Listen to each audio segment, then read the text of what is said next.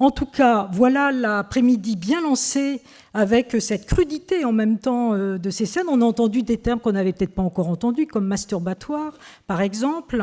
Et l'originalité de cet après-midi, c'est d'approcher par des supports différents, des sources différentes, donc la prostitution, donc ici les monotypes, et nous allons passer maintenant au moulage anatomique, et en deuxième partie, nous travaillerons à partir de la photographie, et nous terminerons par des allégories, donc vraiment des supports de sources assez différents.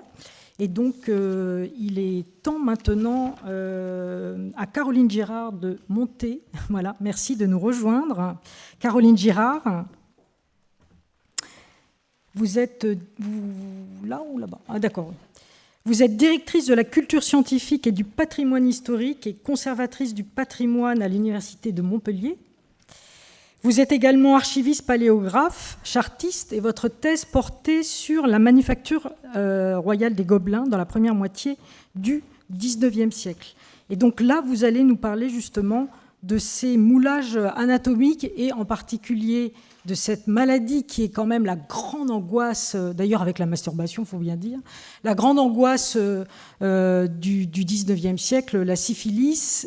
Et en parlant hier, nous faisions la réflexion qu'il fallait peut-être vous prévenir que certaines images pouvaient être un petit peu difficiles à regarder. À vous. Bien.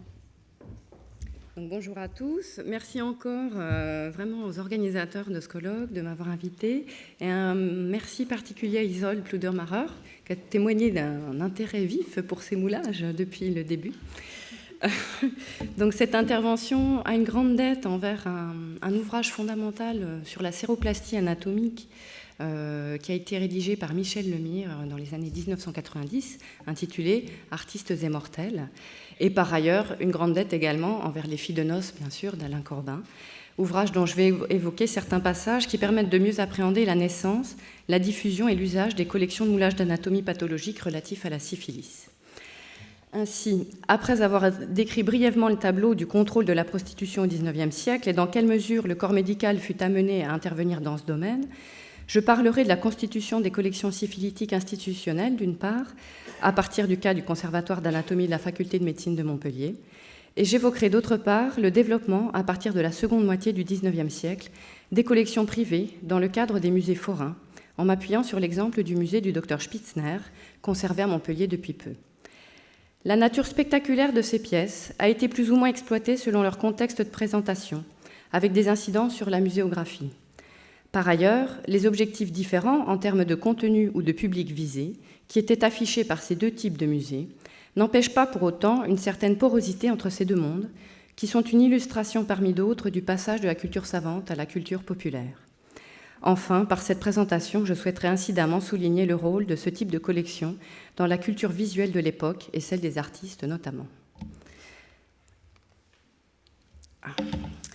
La nécessité de la tolérance et de la surveillance des prostituées se traduisit depuis le consulat par l'élaboration du système réglementariste, comme on l'a vu depuis hier, encore appelé système français, qui reposait sur la création d'un milieu clos sous le regard de l'administration, dont le but était de discipliner la vie publique. S'échafauda ainsi un système carcéral organisé autour des lieux clos que sont la maison de tolérance, l'hôpital et la prison. Le système réglementariste connut son apogée donc sous la monarchie de Juillet et Alexandre Parent du Châtelet, par son ouvrage posthume intitulé « De la prostitution dans la ville de Paris, considérée sous le rapport de l'hygiène publique, de la morale et de l'administration », en fut le grand théoricien et promoteur. Le contrôle sanitaire fut institué à Paris dès la création de la préfecture de police. La fonction médicale était d'abord d'exercer un contrôle, et on peut dire que l'action thérapeutique devait porter autant sur le plan moral que sur le plan physique. La visite sanitaire était justifiée par l'extension géographique et sociale de la syphilis, maladie sexuellement transmissible dont la prostituée était considérée comme le principal vecteur. Malgré des progrès dans l'observation clinique de cette maladie, Ricord, à l'hôpital des Vénériens de Paris, joua un rôle considérable dans ce domaine à partir des années 1830, la thérapeutique piétina durant tout le XIXe siècle et le mercure, dont l'efficacité était régulièrement remise en question, resta le principal traitement. Le corps médical se bâtit par ailleurs contre les charlatans qui exploitaient la honte et la misère des malades en leur vendant des remèdes miracles discrets. L'importance de la diffusion de la syphilis dans la société du XIXe explique l'attention que les professeurs d'anatomie ont portée à l'enseignement clinique dans ce domaine. Et la constitution de collections de moulages syphilitiques dans les facultés de médecine comme matériel pédagogique aidant le futur médecin à mémoriser visuellement les pathologies afin de pouvoir élaborer par la suite des diagnostics. Cette démarche s'inscrit dans le cadre plus large de l'enseignement de l'anatomie au XIXe, qui est illustré de manière significative par le Conservatoire d'anatomie de Montpellier, dont je vais retracer succinctement l'histoire. La suppression des corporations en 1792 fit disparaître les universités de médecine et les collèges de chirurgiens. À leur place furent créées en 1794 3 écoles de santé, à Paris, Strasbourg et Montpellier. Chacune fut dotée d'un cabinet d'anatomie destiné à l'enseignement pratique. C'est là l'origine du Conservatoire d'anatomie de Montpellier. Chaptal, natif de Lozère et ayant fait ses études de médecine à Montpellier, peut être considéré comme la figure tutélaire de l'école de Montpellier, puisqu'il l'installa dans l'illustre édifice de l'ancien évêché, à gauche, près de la cathédrale, la dota d'un theatrum anatomicum et aida à l'enrichissement des collections anatomiques en favorisant l'arrivée à Montpellier d'une série de sires de Fontana. Le Conservatoire d'anatomie de Montpellier est abrité dans la galerie de plus de 500 mètres carrés édifiée à cette fin en 1853 par l'architecte Pierre-Charles Abric. Véritable temple de la médecine, le conservatoire présente, dans un cadre majestueux rythmé par des colonnades, et sous l'égide de médecins célèbres et d'allégories de diverses sciences, peints par l'artiste montpelliérain Montserrat, une succession de vitrines déclinant la description du corps humain en détail, ainsi que ses pathologies. Une grande partie de la collection est constituée de préparations anatomiques déposées par les professeurs et les étudiants en médecine au XIXe et au début du XXe. À cet ensemble, témoin primordial de l'histoire de l'enseignement de l'anatomie à cette époque, s'ajoutent des collections complémentaires, comme les séries de moulage en cire, plâtre ou papier mâché, les instruments de chirurgie et le matériel orthopédique. Des collections corollaires ayant trait à l'anatomie comparée et à la zoologie d'une part, à l'archéologie d'autre part, viennent encore s'agréger à cet ensemble, qui est une illustration exceptionnelle d'une démarche pédagogique visant à suggérer en un lieu une vision panoptique du corps humain. Autant les moulages anatomiques du XVIIIe relevaient de l'anatomie normale, descriptive, autant les moulages du XIXe reflètent le développement considérable que connut l'anatomie pathologique à cette époque, à la suite des travaux de Xavier Bichat, et comme en témoigne par ailleurs la création du musée du Dupuytren en 1835. Ainsi, dans le Conservatoire d'anatomie de Montpellier, 3 vitrines murales présentent des séries de modèles d'anatomie pathologique de différents thèmes, donc, qui sont présentés en rouge sur le plan de gauche. L'intérêt des moulages anatomiques était multiple. Complétant l'enseignement par la dissection, ils avaient comme avantage d'être en relief et en couleur, contrairement aux préparations anatomiques qui perdaient leur couleur et dont les vaisseaux se déformaient en raison des injections. Ces mêmes qualités les rendaient aussi supérieurs au dessin en 2 dimensions et à la photographie en 2 dimensions et en noir et blanc. Ces moulages connurent un grand succès dans le domaine de la dermatologie notamment, et ce, jusqu'à une date avancée au XXe siècle parfois. Alors, les vitrines A13 et A14.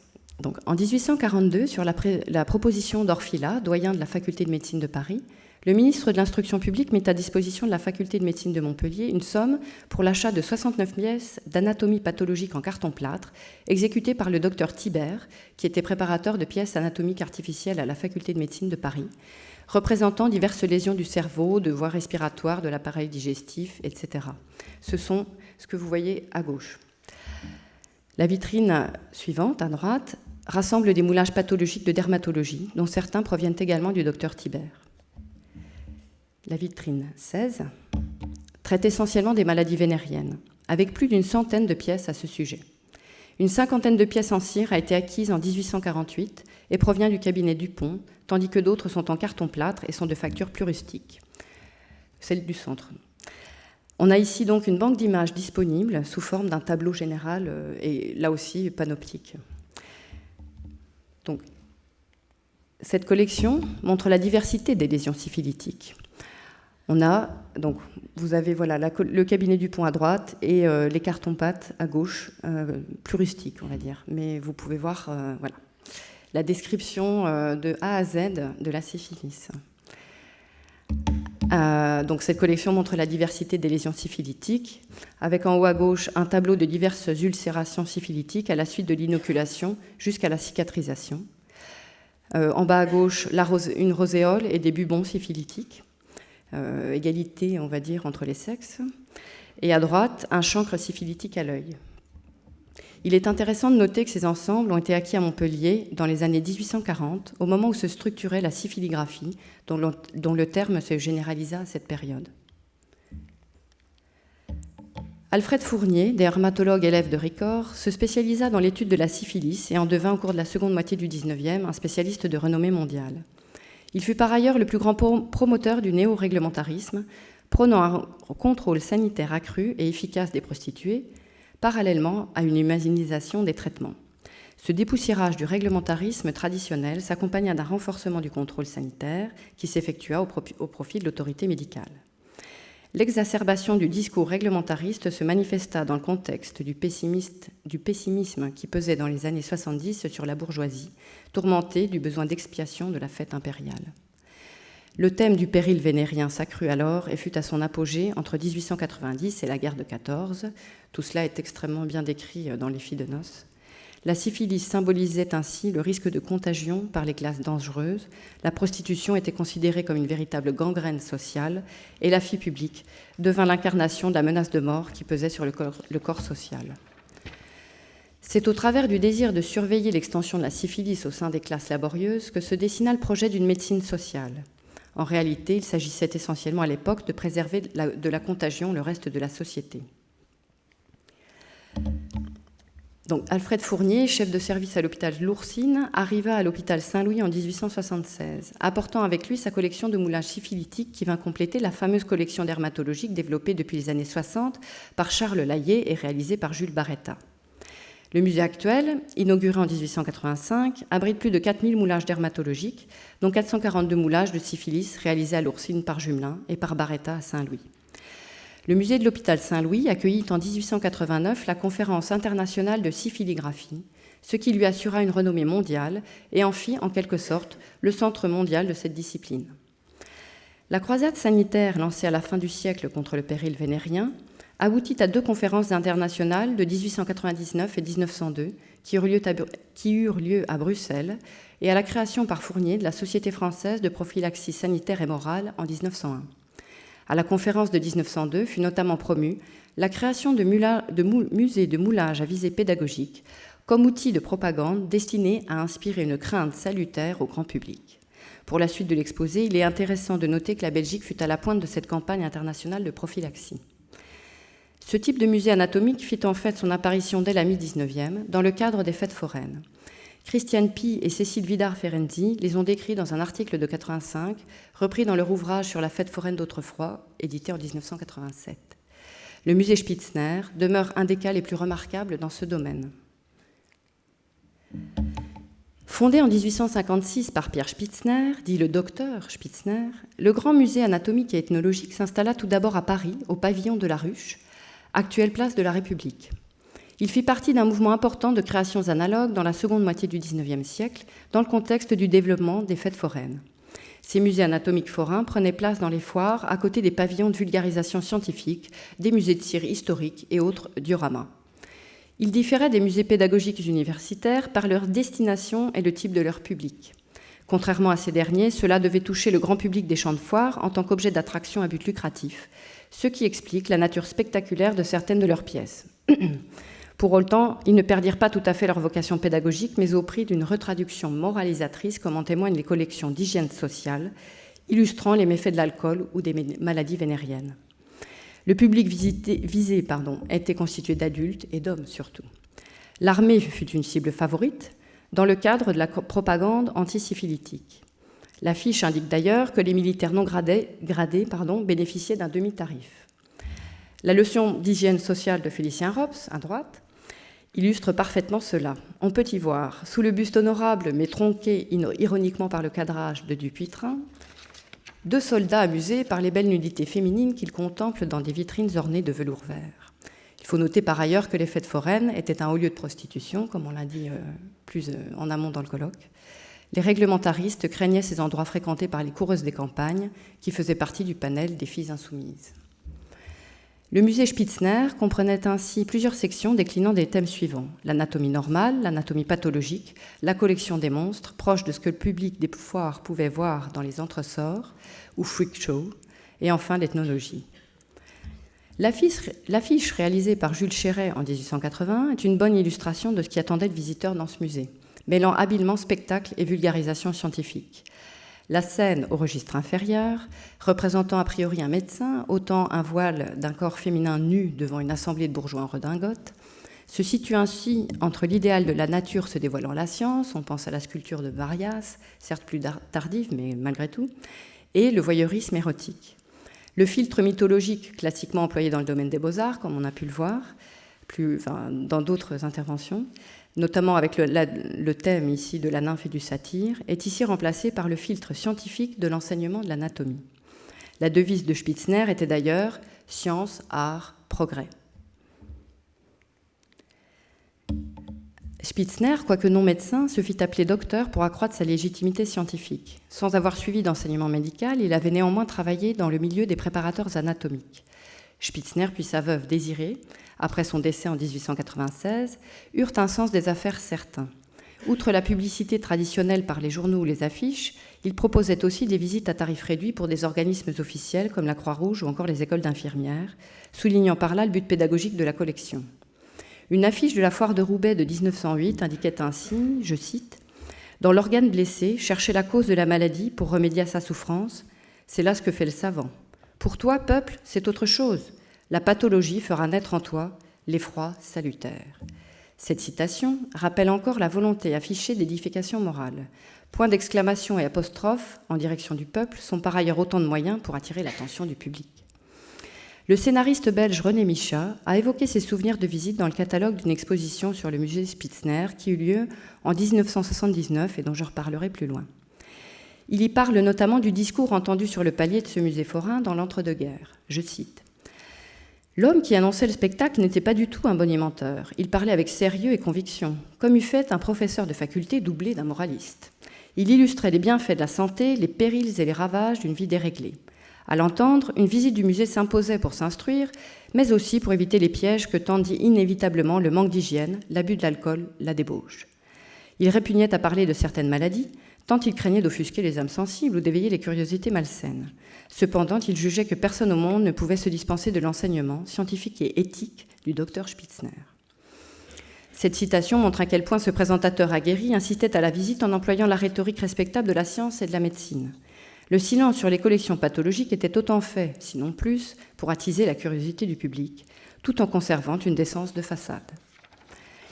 Les Spitzner éditèrent des catalogues de leurs collections. De manière générale, l'utilisation de textes écrits dans les spectacles populaires était associée aux souhaits éducatifs revendiqués. Le catalogue était là pour élever la dimension scientifique de ces attractions, légitimer le message délivré par le contenu spectaculaire.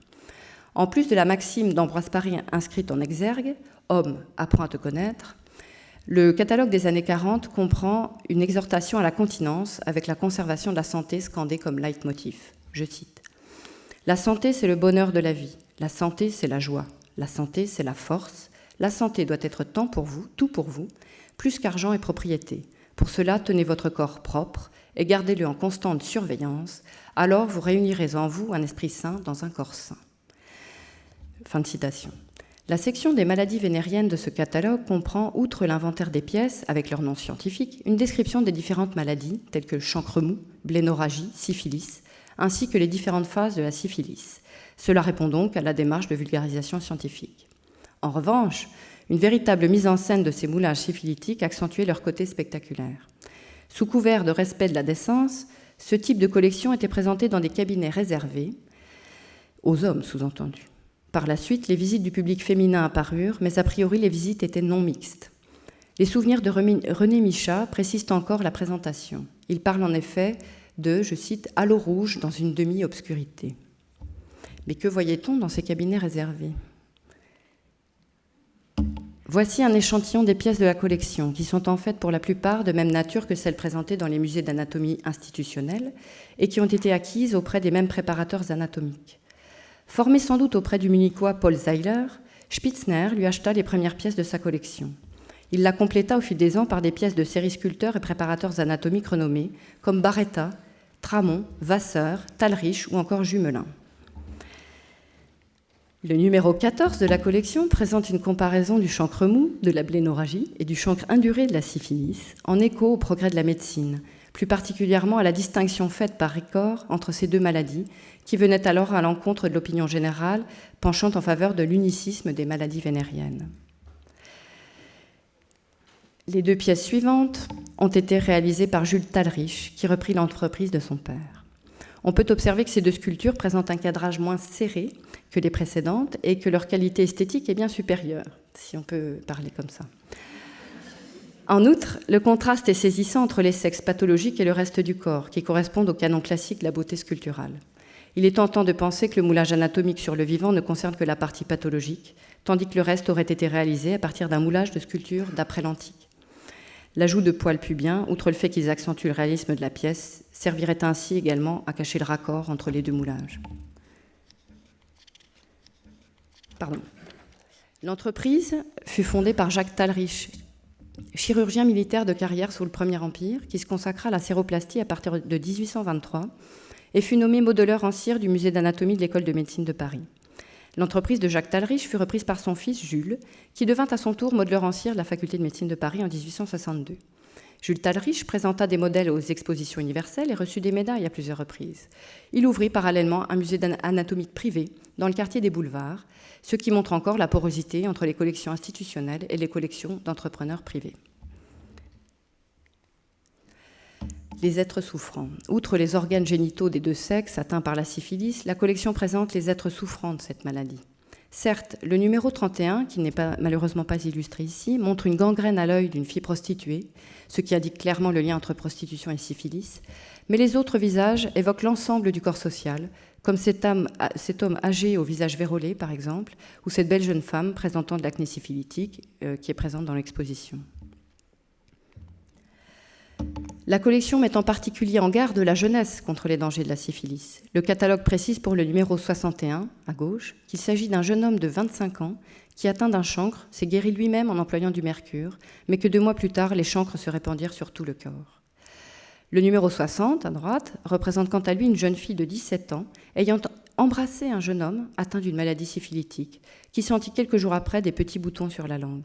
À bout de souffrance, un médecin fut mandé, lequel déclara se trouver en présence d'une atteinte chancreuse qui s'était répandue sur la partie gauche de la face. Il est indiqué également qu'elle fut guérie à Lille en 1873. Ces deux exemples illustrent parfaitement la propagande antisyphilitique à 2 niveaux. La dissuasion sexuelle d'une part, l'autorité du corps médical d'autre part. Leur expression, involontaire ou non, accentue le sens de leur présence dans cette collection. À la mélancolie du regard du jeune homme malade correspond le visage au teint frais de la jeune fille guérie, qui dans une moue espiègle tire la langue au propre et au figuré à la maladie. Le moulage suivant présente le torse du jeune homme de 25 ans, déformé monstrueusement par la maladie. Les atteintes de la syphilis pouvaient aboutir en effet à des lésions plus ou moins graves selon les phases. Attention. À terme, la 3e phase de la syphilis, dite syphilis tertiaire, engendrait une dégénérescence nerveuse à l'origine de la paralysie générale et une dégénérescence osseuse, comme le montre le crâne de droite. Ces visions d'horreur ont engendré à la fin du XIXe siècle une réelle syphilophobie au sein de la société, ajoutant au pessimisme ambiant et à l'idée de décadence de la civilisation.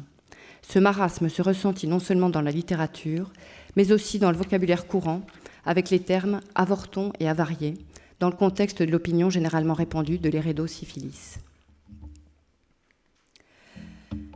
Ces 2 œuvres de Félicien Rops évoquent à quel point la syphilis était présente dans la société de l'époque et s'éloignent par leur noirceur et leur cynisme des 2 soldats goguenards de la leçon d'hygiène. Il serait tentant de penser que Rops, et plus généralement les artistes de l'époque, ont visité ce type de musée qui faisait partie de la culture visuelle de l'époque. La mort a ici le visage de la syphilis. Revenons au début de la visite du musée Spitzner, dont le caractère spectaculaire n'était pas tout entier compris dans ce cabinet réservé, mais qui exposait par exemple devant l'entrée la fameuse Vénus au repos, animée par un mécanisme qui la faisait respirer artificiellement. Le musée présentait en effet, entre autres, le corps féminin sous toutes ses coutures. La juxtaposition de ces beautés endormies et des pièces syphilitiques illustrait ainsi parfaitement l'adage commun à l'époque, une nuit avec Vénus, le reste de la vie avec Mercure. Dans les années 1885, le feu ayant détruit le pavillon de la Ruche, le docteur Spitzner se fit forain. Il parcourut alors l'Europe au gré des foires, avant de s'installer définitivement à Bruxelles, à la Foire du Midi. Son musée, perpétué par son épouse après son décès en 1896, y connut un vif succès et une longévité remarquable, contrairement aux autres musées anatomiques forains qui déclinèrent dans la première moitié du XXe, en raison de la lassitude du public et de la moralisation croissante de la société. Il tomba dans l'oubli à partir des années 1950, en même temps que la pénicilline vainquit la syphilis. Redécouvert à la fin des années 70, il fut réexposé en Belgique en 1979 et à Paris en 1980. Mis en vente en 1985 et menacé de dispersion, il fut heureusement racheté par le laboratoire pharmaceutique Roussel-Huclafrohr, qu'il fit restaurer. Contrairement à la conclusion de l'essai sur les cires anatomiques publié dans le catalogue de l'exposition Le corps en morceaux, qui eut lieu ici même en 1990, il ne cessa pas ses tribulations et fut donc donné en 1997 à la Société française d'anatomie normale et pathologique. Exposé depuis au sein des musées Delmas Orfila-Rouvière, puis mis en caisse en 2005 à la suite de la fermeture de ces derniers, il a fait partie du don accordé en 2011 à la faculté de médecine de l'Université de Montpellier, qu'il expose partiellement depuis l'année dernière, soit quasiment 10 ans après la mise en caisse et 25 ans après l'appel plein d'espoir d'Hélène Pinet. La muséographie actuelle, plutôt simple, a été le résultat d'une volonté d'exposer rapidement cette collection, trop longtemps soustraite au regard du public.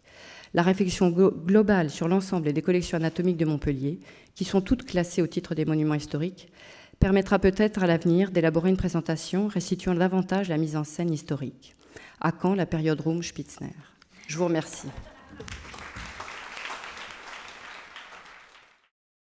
La dimension pédagogique de ces collections de cire n'avait pas échappé, par exemple, à Diderot dès le XVIIIe siècle. Diderot qui était l'encyclopédiste que l'on connaît, mais qui était aussi un père assez subversif, pour vouloir faire l'éducation sexuelle de sa fille Angélique, arrivée à la puberté à l'âge de 15 ans. A décidé de mener sa fille justement voir une de ses collections de cire anatomique. Et il écrit dans une lettre à une de ses maîtresses, Sophie Voland, « Quand elle a tout su, elle n'a plus rien cherché à savoir ». Ce qui est une façon très jolie de dire les choses, mais il voulait ainsi la protéger justement des séductions masculines. Par ailleurs, ces collections circulaient parfois. Et ça, c'est vraiment un des aspects qui commence à être travaillé par les historiens, mais il y a vraiment un champ, je pense, assez important encore de recherche à faire dessus. C'est une espèce de musée itinérant. Certains, il y a un article d'Irina Podgorny, qui est une chercheuse du CONICET argentine, qui a fait justement un papier sur une de ses collections qui est partie d'Italie pour arriver jusqu'à Buenos Aires. Et c'est assez fascinant de voir le brassage qu'il peut y avoir entre des cultures populaires du corps et une culture évidemment médicale bourgeoise beaucoup plus élitiste.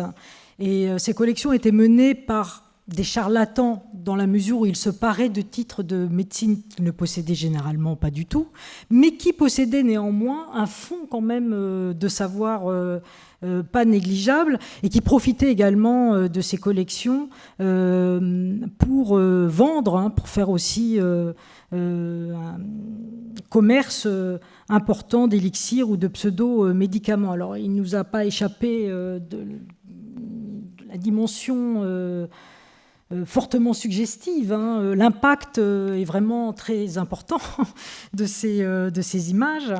Et là, vous nous avez montré sur la syphilis, mais il y a dans ces collections également tout ce qui est considéré à l'époque comme des monstruosités corporelles.